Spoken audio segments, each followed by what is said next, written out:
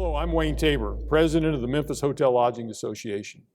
Welcome to the 18th annual presentation of the Southern Lodging Summit. Today, I am very excited that we are presenting you this conference virtually. We had planned to be live in Memphis at the Peabody Hotel on August 25th and 26th. But with today's COVID environment and local and state restrictions, virtual was our only option to present this program. Please enjoy our very exciting virtual video series. But before we get started, I'd like to take the time to thank the Peabody Hotel for being our host sponsor this year. And at this time, I'd like to introduce to you Memphis Hotel Lodging Association Board Chairman Doug Brown, President of the Peabody Hotel. Well, thank you, Wayne. Good to be back. Welcome to the 18th annual Southern Lodging Summit. Wayne, I don't know if you remember, but 18 years ago, I started in Memphis. So this is my 18th summit and excited to be here. It would not be me if I didn't say I hate virtual meetings and new Zoom meetings, and I think it's highly important that our industry get out and start having meetings and prove to the world that we can do this well. But Wayne asked me to do this, so here I am. We do have to thank our sponsors, Intercontinental Hotel Group, thank you. Smith Travel Research, thank you. U.S. Foods companies, thank you very much, and they handle our foods here at the Peabody. Memphis Tourism, Kevin Kane and his team, and MFA, Marshall and Aaron, thank you. We appreciate it. Can't thank you all enough for everything that you've done. They're handling the messaging of the renovations of the Renaissance Convention Center and have done an outstanding job. We're almost finished with the renovations of the Convention Center, and it looks spectacular. Can't thank you all enough. It will be good to see all of you back here next year in Memphis, here maybe at the Peabody, but probably at the Convention Center. And I'm sure you're all excited to see it. So again, thank you, and let's get past 2020 and put all of this behind us. So without further ado, let me introduce a good friend of 18 years. He is a superstar in his own mind. I was told that I had to be nice in introducing him, so, and that was his wife that called me and said, please be sweet, so I'm going to be sweet, Wayne. But without further ado, from Pinkowski and Company, Chuck Pinkowski, welcome. Well, Wayne and Doug, thank you so much for that information and the introduction to this 18th Southern Lodging Summit. And Doug, I didn't realize that you started at the same time we started this Southern Lodging Summit development. And I went to the chef here at the Peabody Hotel, and we are having an 18th anniversary cake prepared just for your participation in this 18th Southern Lodging Summit. So thanks, Doug Brown, for all of your support. We've always started our Southern Lodging Summit with our data panel. And this year, it's going to be really interesting considering the coronavirus situation we've been in for the last 10 months. Our moderator for this panel is Mark Woodworth, and he's got a great panel to bring you some really interesting information. Mark's company is RM Woodworth and Associates, based in Atlanta. Mark has over 40 years of hospitality industry advisory experience. Among his clients, Mark has worked closely with the principals and senior management at Kalibri Labs and is furthering strategic research and other services offered to the real estate and investment sector of the lodging industry. He was previously Senior Managing Director of CBRE Hotels Americas Research. Before being acquired by CBRE, Mark was a partner and industry chairman of the hospitality consulting practice for Coopers & Lybrand. Mark's firm specializes in research, advisory, and litigation restructuring support services targeting the lodging industry. Mark has been quoted on hospitality issues in such noted publications as the Wall Street Journal, the New York Times, the Los Angeles Times, and many other publications. He's a member of the Travel and Tourism Advisory Council for the Federal Reserve Bank of Atlanta, the Conference of Business Economics, as well as the Hotel Development Council of the Urban Land Institute. Mark holds a Bachelor of Science and a Master's degree from the Cornell University School of Hotel Administration. Mark, let's get into this interesting discussion with your panel. Chuck, thank you. Longtime friend Chuck Binkowski has been very kind to us over the years and inviting us to participate in your annual event. Sorry again, we can't be all together, but a year from today, I'm sure we will be. We're going to hear a lot more about that from our featured speakers today. We're very fortunate to have Jan Freitag from STR, Cindy Estis Green from Kalibri Labs, and my old colleague from my CBRE days, Jamie Lane. Jan, bring us up to date with your data with respect to the industry, and we're here to talk about Memphis. Thank you, Mark and Chuck. As always, pleasure to be with you, even though only virtually, hopefully next year in person. I want to spend about 10 minutes or so give you a state of the U.S. hotel industry, starting out with the first data slide that I have here, just to give you a high-level overview. Yes, this is unprecedented. We've always used the word unprecedented. You've probably heard that in every single presentation that you listened to over the last 6 months. Revpar declined in April by 80%. We are now in less bad territory where Revpar is down only, quote unquote, minus 50%, comparing that to 9/11 and 2009. At that point, we thought, oh my God, the world is falling apart. We've never seen anything as bad as that. Back then, Revpar only declined 20%, and only, I'm using lightly. So that's where we're at. Unprecedented territory, sharpest Revpar decline ever recorded. On the next slide, you see that over the last couple of months, things have gotten consecutively better, right? So we've seen a 10-point improvement in the Revpar decline that has sort of eased out all the way through August with a lot of leisure travel. The big question is now what happens after Labor Day, right? Where leisure travelers are probably going to stay home more, but there is no group demand and there's very, very limited corporate transient demand. What does that mean for the rest of the year? On the next slide, you see that it turns out there's a sort of a tale of two cities, that some segments got hit much, much, much harder than others. On the far right-hand side, you see upper mid-scale, and economy class properties. Their Revpar in the month of August, and this has really been the story all the way through COVID, is not as affected. Revpar for economy properties is actually only down, 27% or so. Compare that on the left-hand side to luxury and upper upscale specifically. Revpar has declined 65% in August, and that is basically what has happened in the prior months because there are no groups. And because there are no groups, the upper upscale properties, the large big boxes with large meeting and conference facilities have gotten disproportionately hard. On the next slide, what you're seeing then is the interplay between group and transient. Just to make the point, oh wow, group Revpar declined 94% and hasn't really moved very much over the last 5 months or so. Yes, there's some signs of life on the transient side, but without continued group recovery, the U.S. hotel industry, and especially the upper end of the market, is going to continue to be in a world of hurt.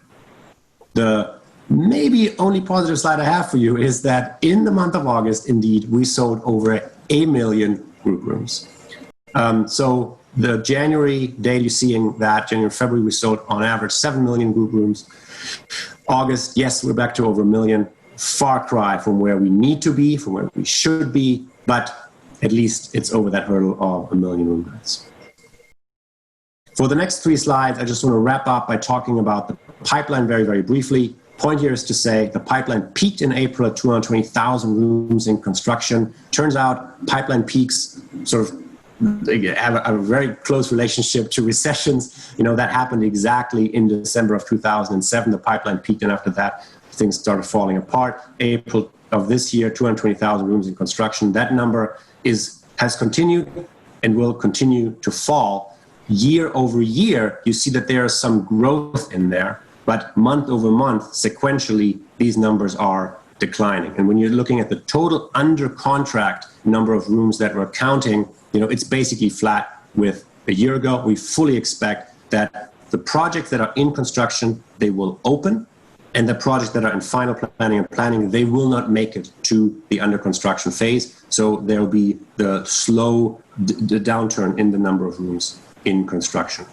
On the next slide, you can see then what we're building. This is not different. If you've been to Southern Lodging Summit, you've seen me use this slide basically every year. This is a limited service story. 7 out of 10 rooms don't have ballroom space, don't have large restaurants. And you're seeing that there are very, very few full service luxury upper upscale hotels and rooms being built. And then lastly, on the pipeline, this is not a surprise, but what we're seeing is that projects that move from final planning and planning to either deferred or abandoned has spiked and this last indicator is August. And we fully expect that we will see a lot more abandoned and deferred projects. Keep in mind that this data is a little bit delayed. We get a lot of press releases and people are very excited when they break ground. We don't get press releases when people stop building and saying, hey, we're not going to make this. So, we fully expect that there's a lot of shadow abandonment that we just haven't reported on.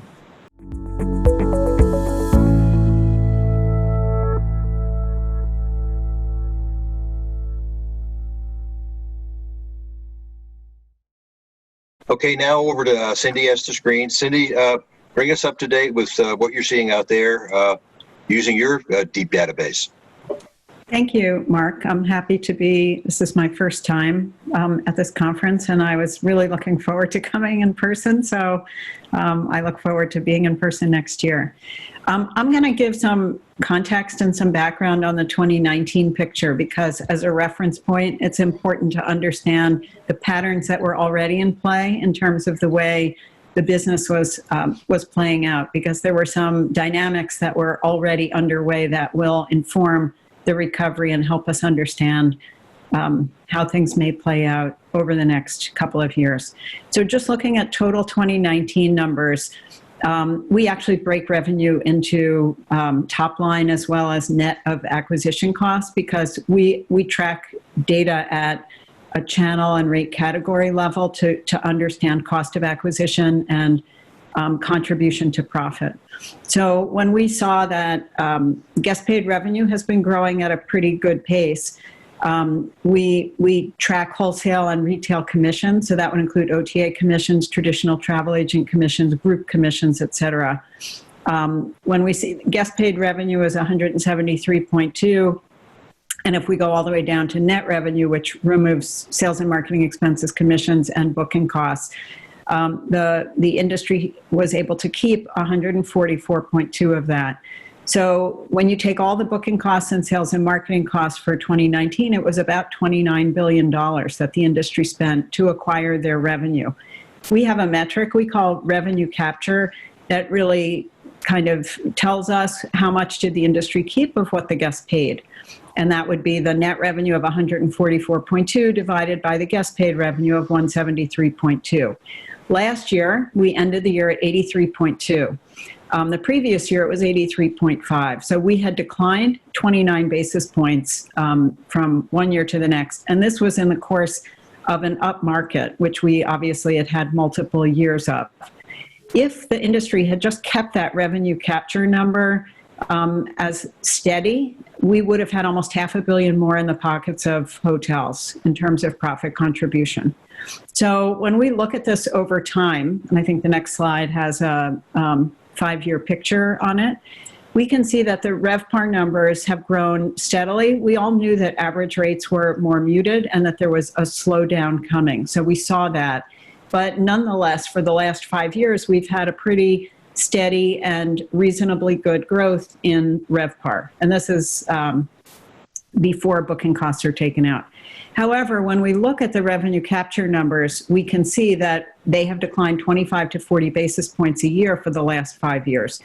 And, to understand what that means, it's not just a matter of going after revenue, which used to be the way the industry looked at things, but we kind of have to think about when the cost of acquisition is somewhere between 15 and 25% of what the guests pay, we kind of have to keep an eye on that number. So to understand why those costs have increased, I'll give you a little bit of a profile on the nature of business. And if you progress, Mark, I think there's a few highlights here on this slide. So So if we look and we see that guest paid revenue since 2015 has had, as we noted, healthy growth. If we look at all the costs associated with acquiring that revenue, we see, channel connectivity fees, GDS fees, loyalty cost, all growing at slightly slower rate than guest paid revenue. So they're not necessarily detracting from the profit picture. Retail commissions, which might be like Booking.com, or they might be a traditional travel agent like American Express, we're growing slightly faster with an index of basically 23% versus the guest paid revenue growth of 17%.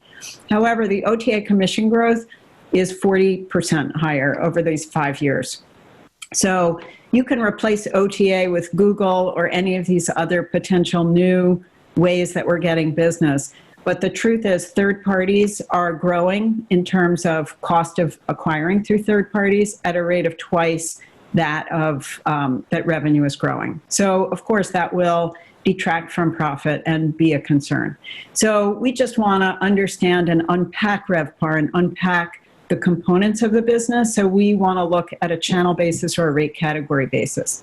So again, to just set the stage for the way the business has progressed, Mark, next slide. We're going to kind of understand how the composition of Revpar plays out. And Mark, one more. So again, we can look at the last 5-year pattern by channel, and we can see from this chart, and again, this is total US from economy all the way to luxury combined. The only channels that have grown in the last 5 years are brand.com and OTA. Everything else is either flat or declining. So the biggest change that we've seen is property direct, which is the walk-in, drive-up, call-in business. That used to be 50 or 60% of the hotel business, traditionally for many years. But as the online channels became more and more dominant, a lot of that business has shifted online, and it's split between brand.com and OTA. In the US market, brand.com has maintained an advantage, and you can see the growth over the last 5 years is slightly faster within brand.com, and brand.com has about 50% more business coming through its channel versus the OTAs. And everyone talks about how big and important and growing the OTAs are, and they are, and the reason for the high commission growth that I showed earlier isn't so much that the commission amounts increased, they actually declined as a percentage, but the volume of business coming through this channel continues to grow. So it's important to understand the profile of the business, and it's important to understand in each market how this business is coming in, because this will tie in to some data I'll talk to you in a little bit about as far as the recovery and understanding. Revpar is not monolithic. It's made up of many pieces, and depending on the nature of the business in your market will determine how quickly you are likely to recover. So if we look at the next slide, again, just kind of informing the composition of Revpar, the reason for brand.com growing, or one of the driving forces, is the loyalty programs. We've had an increase in loyalty growth from 45% of all room nights in the US in 2015 to 55%. So pretty steady growth. And brand.com has grown right along with it. So there's no question that business has, a lot of the campaigns began in 2016. You might remember Hilton had a Stop Clicking Around campaign. They had 3 or 4 years to kind of build that base. And I was kind of curious if it would really stick and really make a difference, especially in the difficult environment we're in now. And what we found is it has made a big difference, and this business is sustainable. And I'll talk more about that when I talk about the 2020 data. So next slide, please. So again, just looking at loyalty, it's very different by tier. So if we look at lower tier, which is economy and mid-scale hotels, even though the percentage of loyalty members is lower, it's still growing very quickly. The strongest base of loyalty members is in the mid-tier, which is the upper mid-scale and upscale hotels, which is up to 62% of all room nights, which is huge. That means more than 6 out of 10 room nights is coming in connection with a loyalty member. This is not redemption. This is actually just a loyalty member who stays and is getting credit for their stay. The upper tier is just slightly lower. It has reached 59% in 2019. And they are all growing. And these, even at the economy and mid-scale, and they're growing probably fastest because they had a lower base. But these loyalty programs, and again, even the independent and small chains who have book direct campaigns are playing off the big brands and gaining benefit from that. Next slide, please. So just to be able to look at kind of the difference between the third party and the direct business, we took a look at the top 10 markets for last year. And as I said, brand.com is still outperforming OTA at about 50% better on average. But if we look at the top 10 markets, even the market with the highest OTA percentage, which by far is New York City at 25%, they still have brand.com at 27%. So all of the brand.com business is in the mid to high 20s. And for the most part, the OTA business is in the teens, except for a few exceptions, which is New York City, of course, and then some other leisure-driven, San Diego, Anaheim have higher percentages. But, this is the contest. It's the direct versus third party. Today it's OTA, tomorrow will be Google and Amazon and someone else. But they will not stop bringing business into the industry. And that contest between what you can bring directly and what comes through third parties has a very significant impact on profit contribution. Next slide, please. So again, looking at top 20 markets, or I think I may have over 20 markets here, with the average being 16% last year, we can see that there's 15 markets that are actually above that.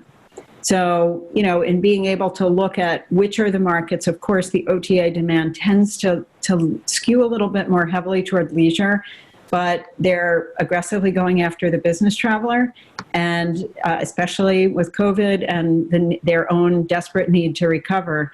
So I anticipate there's going to be some shifting, and a lot of the corporate business is going to start being diverted. It's already been started to be diverted into other channels. A lot of it doesn't, in many markets, the GDS only is carrying 40 or 45% of the corporate business, and well over half is coming through other channels, which could be good if it comes through direct channels. If it comes through the OTA channel, the hotels are going to be paying much more for it, and that may not turn out so well if that becomes a bigger percentage of the total mix. Next slide, please. So this is a pretty interesting look at what the US looked like, and this is probably one of the most important views that we have as a reference point for 2019. We took the Revpar for 2019, which looks like it got blocked when the slide got transferred over. But the Revpar net of acquisition costs last year was $81.10. So that total, $81.10, we broke into each of the rate categories to see, so they all add up to that $81. And we said, how is the business actually coming in? Well, 82% of it was coming through 5 rate categories: Revpar, group, corporate, OTA, and promotion, which is largely the loyalty member rate business. If we look at just the group and corporate, $14.23, $12.83, which adds up to about $27 of the total $81 in Revpar. It's fully 1/3. It's 33.3% of the business is corporate and group. That is the business that has not started up yet for reasons that we talked, why we're not in Memphis, because groups aren't allowed to meet, and because the larger corporations that are the fly-in business have not permitted their travelers, because of duty of care and other reasons, to liability, health concerns. They're not on the road yet. So there is the beginnings of corporate business in secondary and tertiary markets that are drive to, but it's much smaller. The biggest bulk of the corporate business is the fly-in, the larger accounts make up a big part of it. So when we look at 1/3 of the business being group and corporate, that's a hole in our Revpar that's going to be very hard for us to fill. And, we wanted to look at this for each market because a market like Washington, D.C. has over 40% group and corporate, kind of throw government in there because it behaves like corporate. And, 42%, I think, is the total for D.C. So they're much above the average in terms of the total. that's a gap in their business that's going to be much harder for them to fill. And until the groups are allowed to meet and until corporate travel begins again, they're going to be chasing 60% of their business at best. And that will just extend the recovery for them. On the next slide, I have Memphis, which I wanted to kind of take a look and see what does Memphis look like. 84% of the 2019 Revpar in Memphis was made up of those same five rate categories. When we look at group and corporate, however, it's below the national average, which is really good in this COVID world. So when we see that corporate and group makes up, just 28.7%, the likelihood of recovery and employment and other factors bode well for Memphis in terms of a more rapid recovery. The likelihood of having more of that drive business, the smaller dependence on the large corporate and the group business will likely mean that the business will come back a bit sooner than other markets. So I'll talk more about what's happening in 2020 and how the business is actually shaking out and which of these rate categories is actually driving the smaller pie of demand after we hear from others on the panel. So I'll go back to Mark. Thank you. Okay, great. Thank you, Cindy. Very, very informative, very insightful.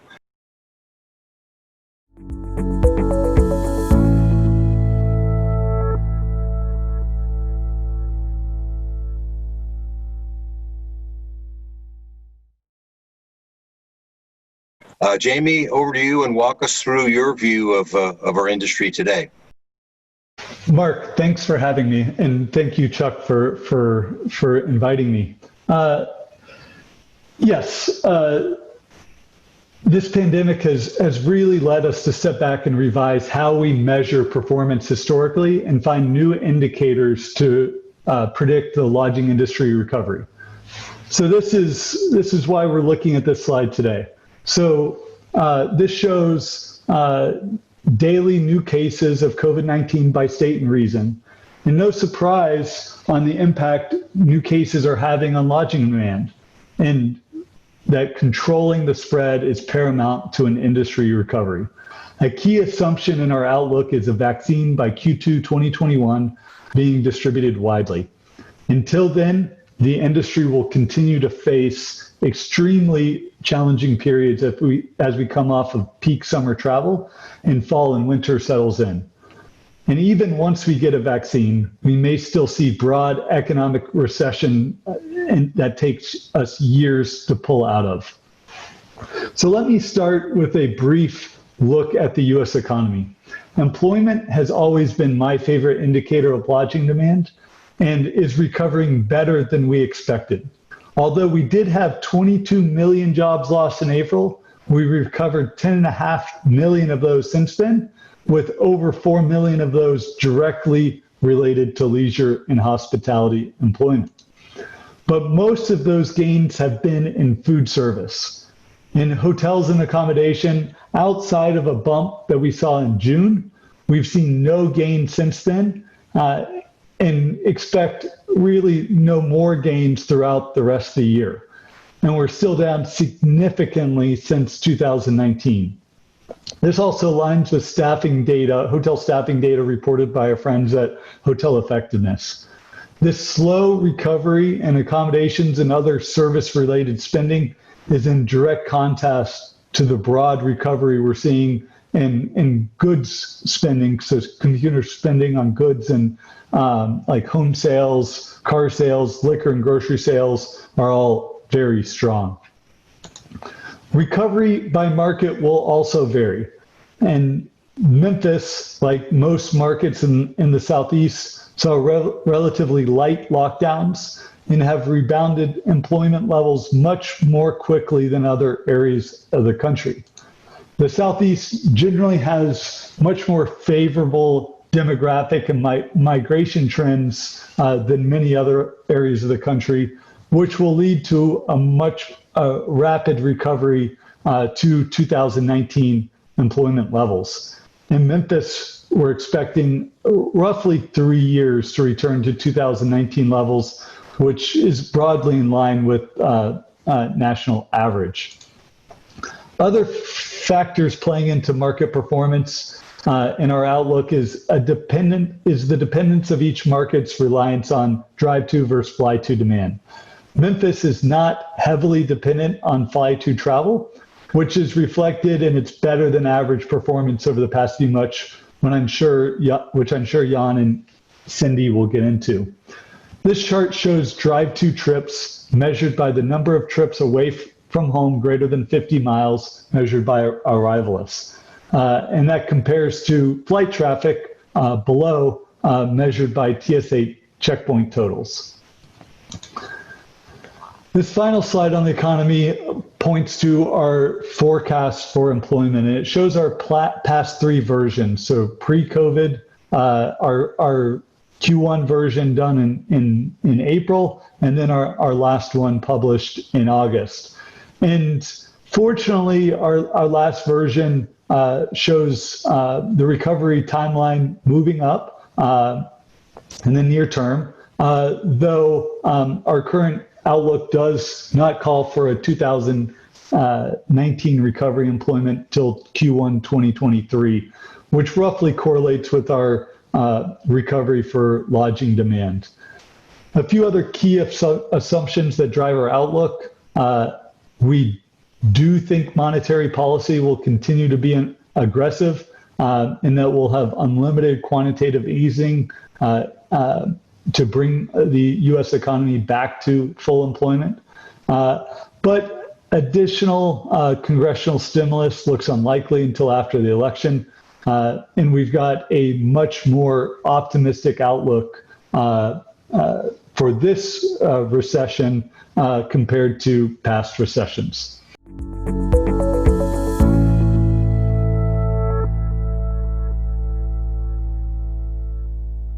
I'm going to talk more about what we're seeing in 2020 and how the recovery is playing out and the dynamics that are in the market as a result of these unusual circumstances that we're in.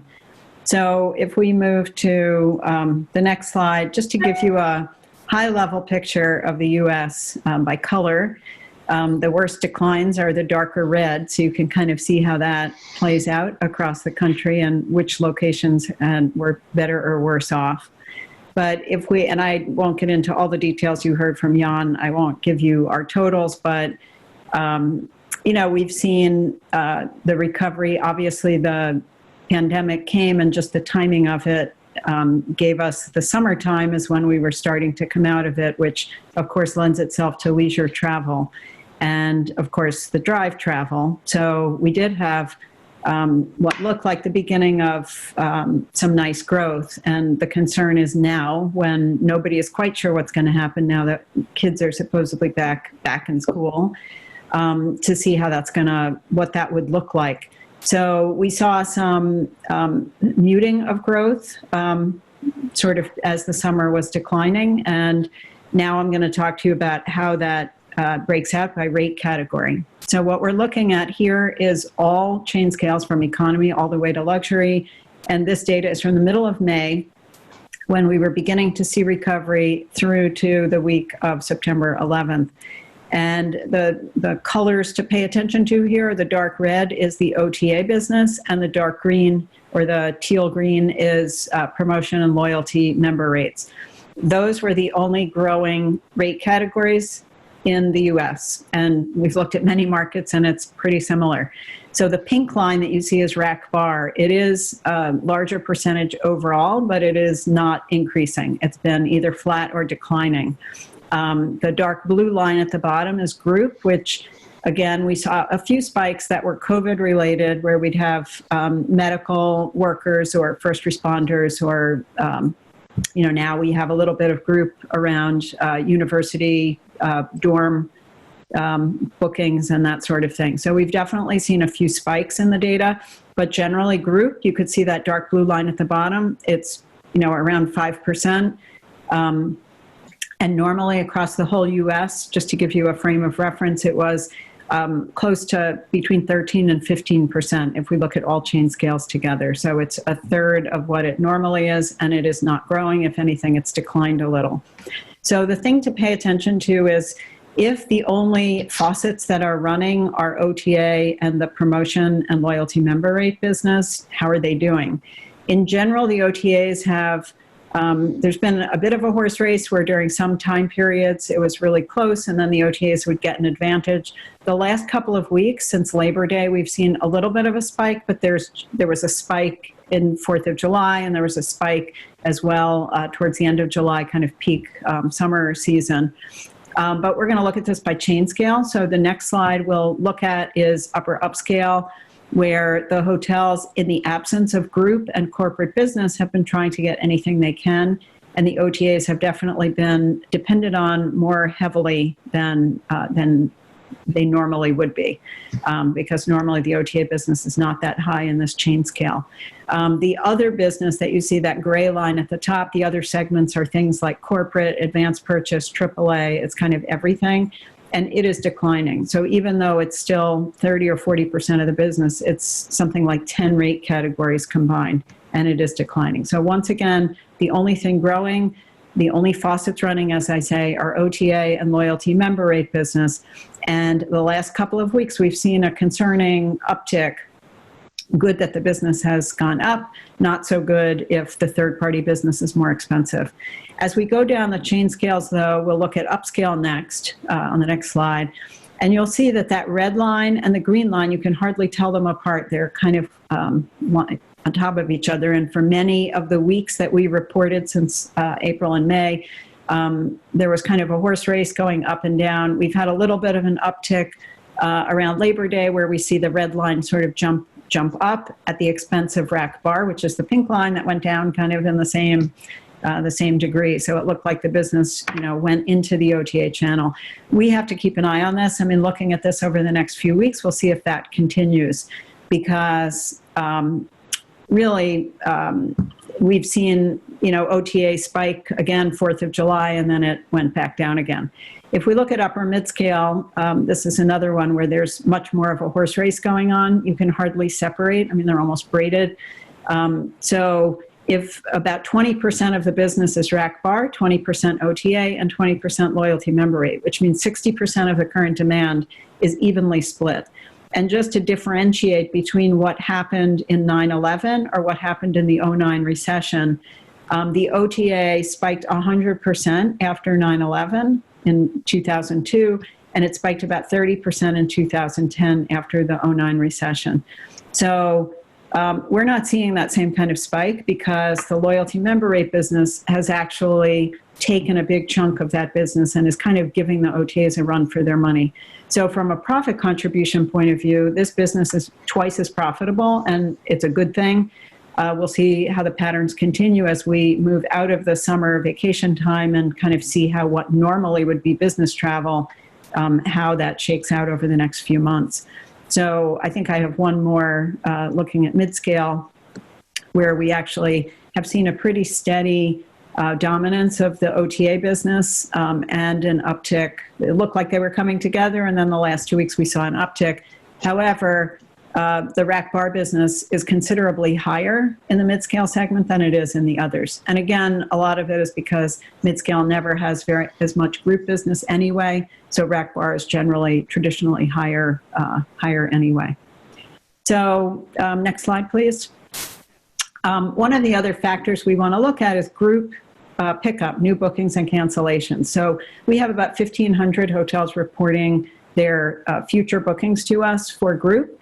And in looking at how this is playing out through February of 21, we've seen a little bit of a spike on the positive side. Anything above the 0 is positive.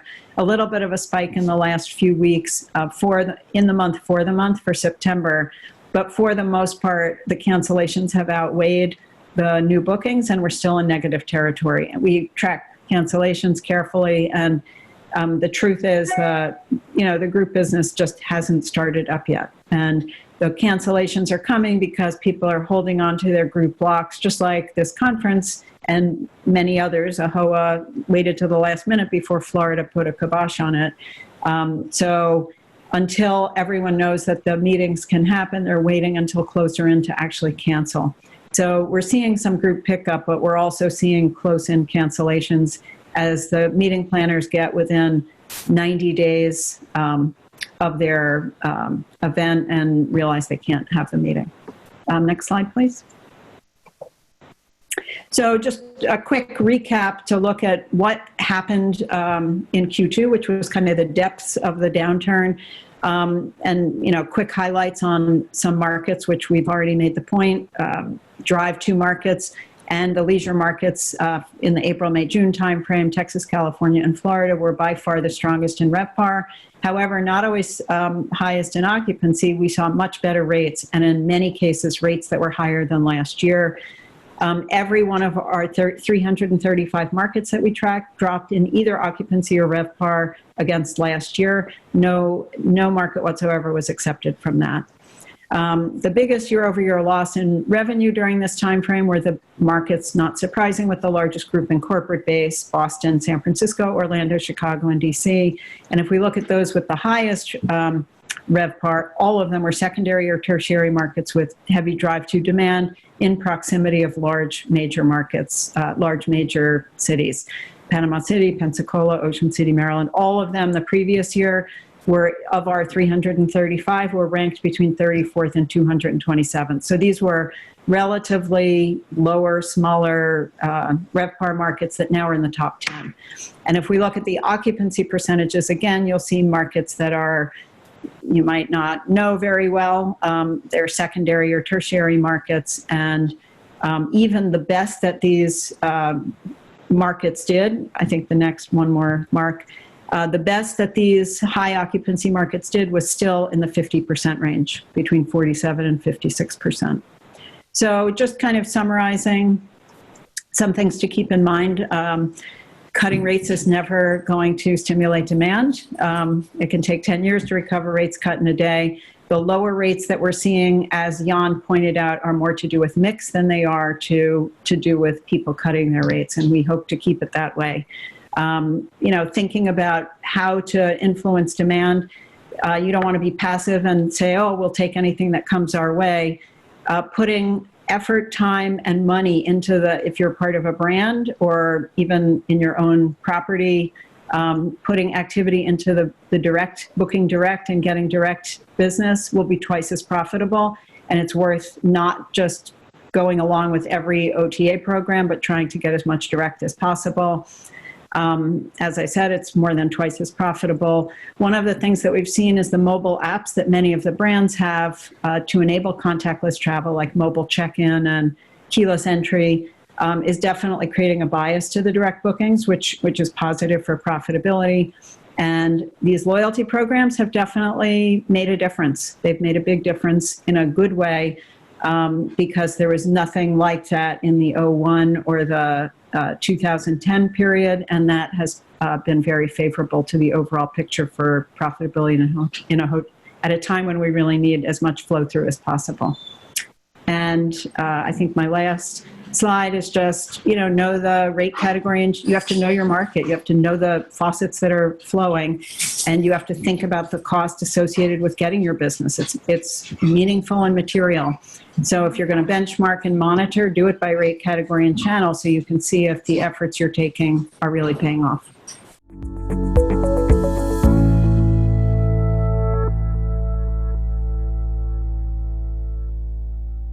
So a common question I get when talking with clients is, what letter-shaped recovery are we seeing? Is it a V, U, L, W? And how I've been answering lately is it's a K. With certain aspects of the economy seeing strong recovery, sort of V-shaped, but when talking about the lodging industry, I bring that down to a lowercase k. So it's various shades of bad. And you see that when looking at overall year-over-year Revpar change, and this has it broken out by chain tier. So the lower tier, mid-scale, and economy in blue, seeing a relatively strong recovery, and only at negative 20% roughly for year-over-year Revpar declines. Where the upper tier, luxury and upper upscale hotels are still seeing declines of roughly 75%. So still very deep declines and really dependent on group international and corporate demand coming back. We do see some positive signs in the weekly data, and this breaks it out by weekday versus weekend, and we see 2019 levels on the top and then 2020 levels on the bottom. And the positivity I see here is that weekend demand and occupancy is staying at very or relatively high levels. Still, and at the peaks that we saw during July and August, it hasn't seen the normal decline that we see generally as school gets back and points to, and people are continuing to take leisure trips during the pandemic. And I suspect work from home and remote learning has led to that added flexibility. Looking at Memphis, we see some very positive trends, especially at the lower end. And this shows occupancy levels 2019 compared to 2020. And at the lower end, so that's mid-scale and economy hotels, we're actually at higher occupancy levels in August in 2020 than we saw in 2019. At the lower end, or at the upper end, mid-scale and upper price hotels are still at very depressed levels, and we do suspect those will take some time to recover. Looking at Revpar, we see similar trends. Revpar for lower tier was actually positive on a year-over-year basis in August. And at the upper end, still down roughly 65%. And as we break that out on the right between ADR and demand change, you see, and through August, we have seen more demand and better performance from April, but it does appear to be stalling. ADR is down roughly 20%, and occupancy or demand down 60%. And with that, I'll pass back to Mark.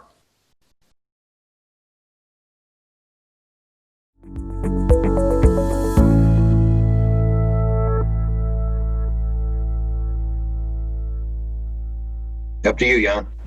Yeah, thanks, Jamie. So I'll supplement Jamie's Memphis commentary here in a minute. Let me just really briefly tell you how we think the industry is shaping up. This is not materially different from the CBRE worldview. You know, that life is, would you say, various shades of bad? That's basically where we're at. So we're proposing, you know, that this year room demand is going to collapse, you know, down 40% or so. Room rates are going to decline 21%. We're not fans of the theory that this is yield managers actively fiddling with the knobs and discounting. This is purely a question of mix shift because there is no higher rated group or transient demand and revenue. And then that gets you to Revpar and revenue for the industry basically cut in half. The good news is that it's going to come back next year, but of course a much smaller base. So these percentage changes seem large, but keep in mind that the base is so much smaller. So occupancy up 30%, you know, Revpar up 38%, but rates only, quote unquote, up just under 6%. And this to us is sort of the governor and what keeps the lodging recovery a little bit more depressed is, yes, we agree with Jamie that room demand is going to be back by 2023. The question is just when our revenues and Revpar will be back, and we think that's actually a 2025 story. If you go to the next slide, and I know that these percent changes are sort of making your head spin, so we're doing the math here for you, just to put this into absolute terms. This year, 4 out of 10 rooms occupied, 6 out of 10 rooms empty. Next year, half the inventory empty, room rates declining from $130 to basically $100 to then $110. And just for shock value, the Revpar for 2021 is actually the same value that we saw in 2010. So in 2 years, we wiped out a decade of Revpar growth. So that said, let's look at Memphis. And I'm doing 2 sets of 2 slides, talk about the market, and then I'm talking about the downtown area, the CBD. So Revpar did not decline 80%, declined 70%, yay from Memphis. And Revpar right now is down, still, 38%. it's not, the 47 that we have for the US. Memphis is doing slightly better. I think Cindy and Jamie alluded to it. I think the drive to nature of business here makes a little bit of a difference. On the next slide, you see the absolute levels of occupancies. It's tough to have any pricing power when half your rooms are empty, right? So we saw that in April, occupancy declined to 31%. We're now looking at the 50% mark, but you see that recovery has basically stalled out, and what the September, October data bring, that's really the big question for the remainder of the year. And then the next slide shows you what's happening on the CBD, and that, of course, is worse because that is where groups were supposed to be. And as Cindy said, sorry, we're not with you. This is supposed to be, a meeting that helps downtown, and we're not there. So Revpar in August still down 60%. And on the next slide, you see the absolute levels of occupancy. And this is just an abysmal slide, but I'm sorry I have to put it in here. In April, occupancy sub 15%. August, call it a third of the rooms are full. You see that the data came back, if you want to call it that, in June, and that hasn't really moved very much. On the next slide, just to add insult to injury, yes, people are still building, so there are another 1,500 rooms that are in construction. There's a high likelihood those will happen. I'm not sure that the final planning numbers, what is that here, 3,000 rooms, that those will materialize, and if so, they will be pushed back into 2024 and beyond. And then lastly, our forecast for the market basically paints a picture that is brutal, but real. Yes, there will be a severe downturn, but yes, there will also be an upturn. It's going to be mirroring the total US ADR performance, and that ADRs are going to come down almost 20% and then up hopefully 6%. And I hope that we're wrong with that number. We hope that we're too pessimistic, and that we will see more signs of life as groups return. So with that said, thank you, and I hand it back to Mark. Yeah, let me ask you a quick question. If your numbers are not spot on, are they like to be a little better than you think, or a little weaker? I mean, where's your bias on that? Yeah, you take the over, the under, I guess. I am, unfortunately for the US, I am not sure that we will see the rate growth, which is only 5.6% that we've seen. We just need group demand, and Cindy's going to talk about that, a little bit more. That's the governor. If we see groups, then yes, I think things are going to be fine, So I think the occupancy, the room demand, I think, Jamie and our model sort of are in sync on that. That's going to be, that is what it is. It's going to come down, it's going to come back up. Jamie, we talk in our office about some other recovery sort of letters. So the Nike swoosh is very popular. The inverted square root is very popular. So down and then up and then flat, which maybe that, unfortunately, that may come to pass. So there are various ways of looking at it. I think on the demand side, on the occupancy side, we think we got that. The ADR to me is the wild card.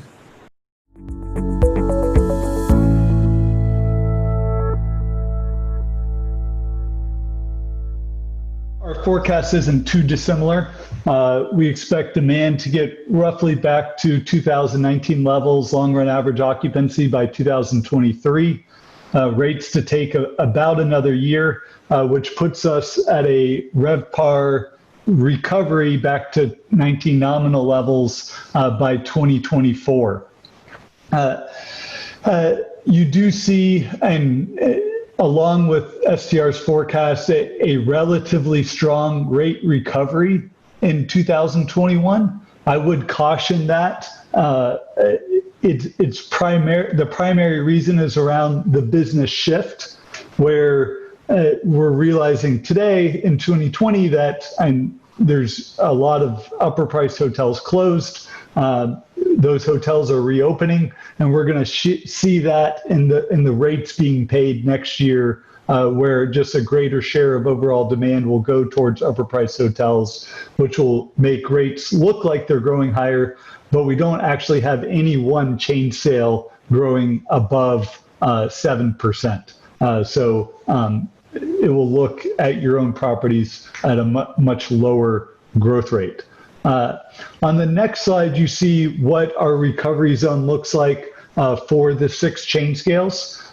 where economy, we expect to recover within 2 years, and luxury pushing out much further, 4 or 5 years. And this plays out among the markets as well, with markets that have a greater skew towards the lower tier, in leisure drive-to traffic recovering anywhere from 1 to 2 years, and global gateway cities pushing it out anywhere from 4, some markets 6 or 7 years to recover back to 2019 levels.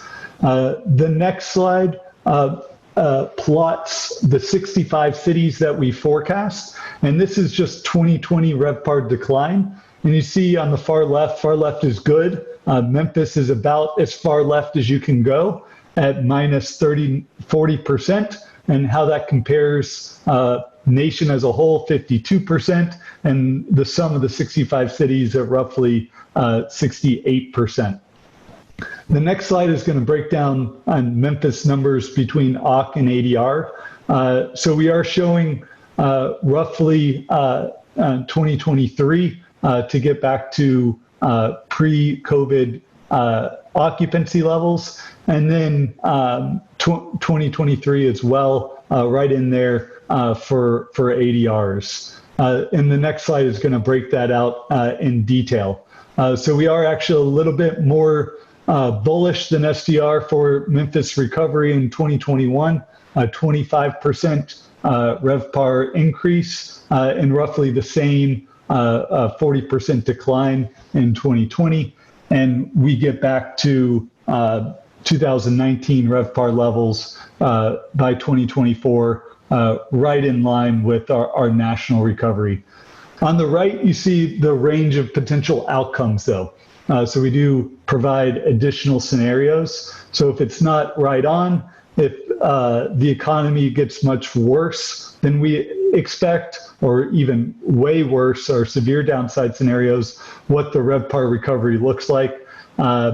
We're cautioning clients today to look at our both baseline and downside and get comfortable with those both, because we do put a much higher weight on our downside today than we have anytime really over the past decade.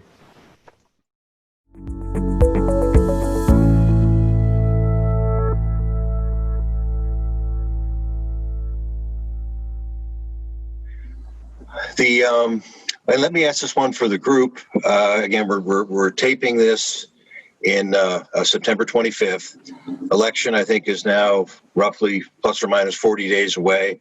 And Cindy, we'll start with you and kind of 10-second answers from everybody. But is the outcome of the election going to have a measurable impact on lodging performance in 2021? Cindy, you go first. Great.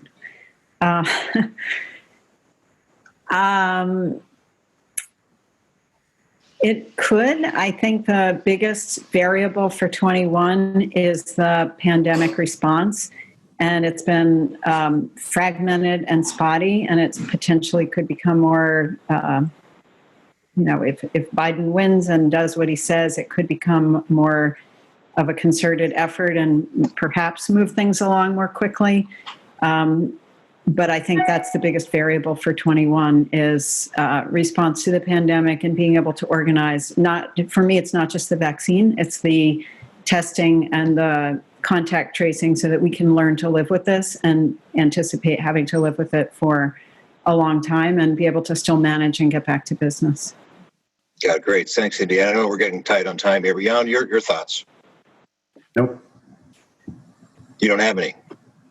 I don't think that being whoever is in the White House has a material impact on travel and the hotel industry in 2020. I'm totally with Cindy. This is a vaccine/pandemic control question, not a political question. Gotcha. And Jamie, I'm going to let you wrap it up for today. Yeah, I would say I know as well. We've studied just about every past election to see whether it has a material impact. Otherwise, it doesn't seem to. I think.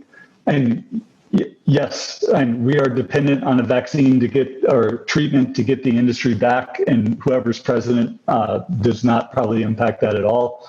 I think on the short term, though, And if the Democrats take control, we could see a larger stimulus package, which could flow into consumer spending. But in the long term, no, it does not make a difference at all. Gotcha. Okay. Thank you. Cindy, Jan, Jamie, thanks for your insights. Always wonderful, very meaningful. And thanks for helping out with the summit again this year.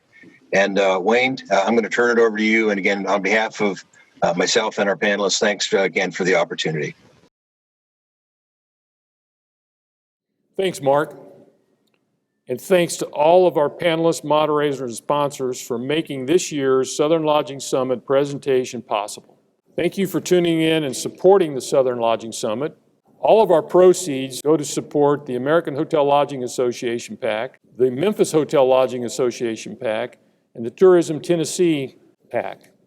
And starting in 2021, the Asian American Hotel Owners PAC. Mark your calendars for the 19th Annual Southern Lodging Summit to be held in the newly renovated Renaissance Convention Center here in Memphis on August 23rd and 24th, 2021. Be safe and see you then.